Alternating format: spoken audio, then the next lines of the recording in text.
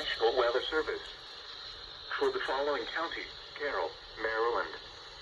The National Weather Service in Sterling, Virginia has issued a flood warning for northeastern Carroll County in north central Maryland until 11:30 p.m.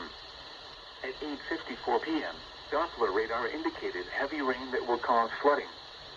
Up to 3 inches of rain have already fallen, and additional rainfall amounts around 1 inch are expected within the next hour. Some locations that will experience flooding include Westminster, Hampstead, Manchester, Millers, Greenmount, and Limeboro.